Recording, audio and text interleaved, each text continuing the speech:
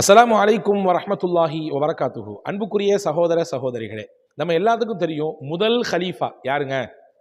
இஸ்லாமிய முதல் ஹலீஃபா ஹஸரத் சையதுனா அபூபக்கர் சித்திக் ரலியல்லாஹு அன்ஹு.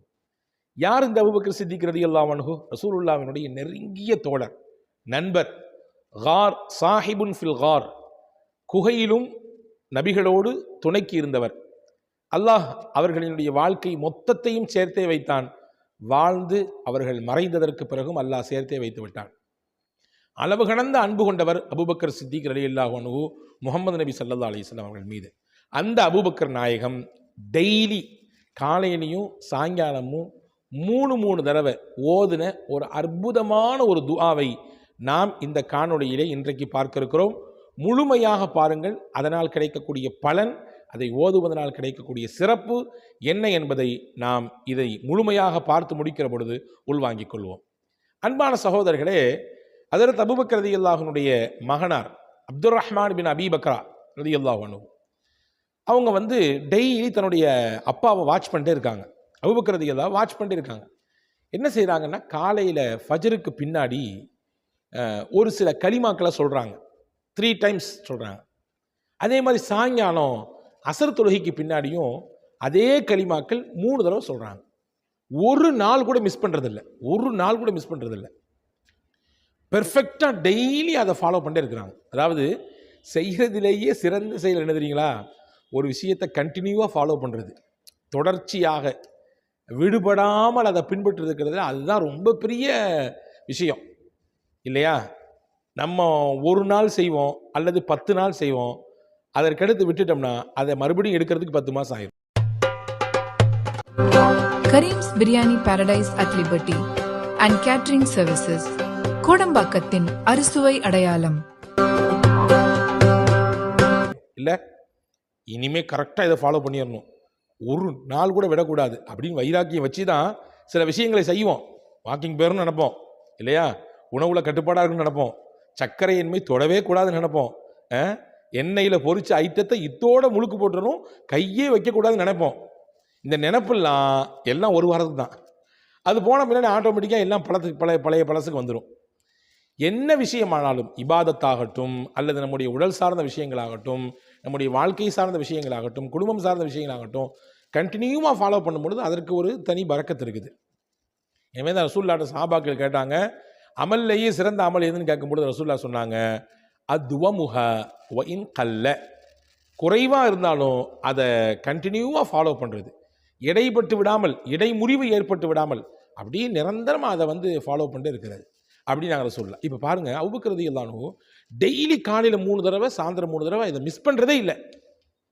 இப்போ அப்துர் ரஹ்மான் பின் அபீ பக்ர் ரலியல்லாஹு அன்ஹு ஒரு நாள் தகப்பனார்ட்ட கேட்டாங்க, அபூபக்கர் ரலியல்லாஹு, பாப்பா நீங்கள் டெய்லி இந்த கலிமாக்களை ஓதுறீங்களே, 3 தடவை ஓதுறீங்க, எனக்கு நல்லா தெரியுது. நான் உங்கள்கிட்ட சில சமயம் பக்கத்தில் இருக்கும்பொழுது அதை பக்கத்துலேருந்து கேள்விப்பட்டிருக்கேன், அதாவது காதால் கேட்டிருக்கேன். நான் உங்களை ரொம்ப நாள் வாட்ச் பண்ணிட்டு இருக்கேன், ஒரு நாள் கூட மிஸ் பண்ணுற மாதிரி தெரியல.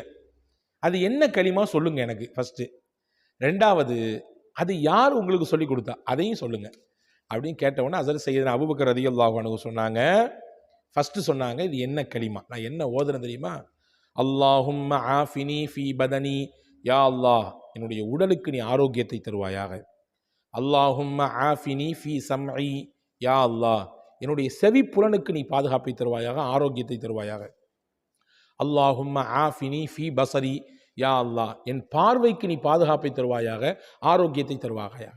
இதில் எதிலையுமே கோளாறு ஏற்பட்டுறாமல் நீ பாதுகாத்துரு.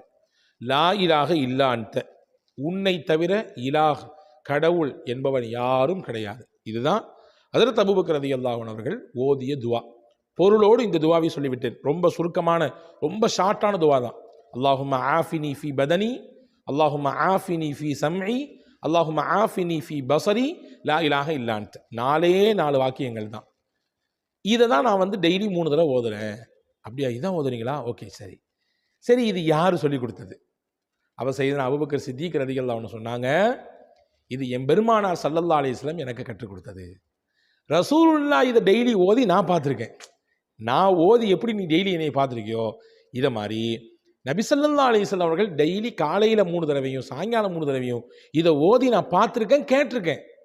எனவே தான் நான் ஆசைப்படுகிறேன், அன உஹிப்பு அன் அஸ்தன்னபி சுன்னத்திஹி, அவர்கள் செய்த அந்த விஷயத்தை நானும் என் வாழ்க்கையிலே சுன்னத்தாக கடைபிடிக்க வேண்டும் என்ற எண்ணத்தில் பிரியத்தில் தான் அதை நான் ஃபாலோ பண்ணுறேன் அப்படின்னு நாங்கள் செய்த அபூபக்கர் ரலியல்லாஹு அன்ஹு.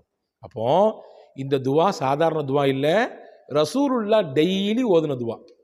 மறக்காமல் டெய்லி காலையில் 3 தடவை, சாயங்காலம் 3 தடவை ரசூலுல்லாஹ் ஓதுன துவா.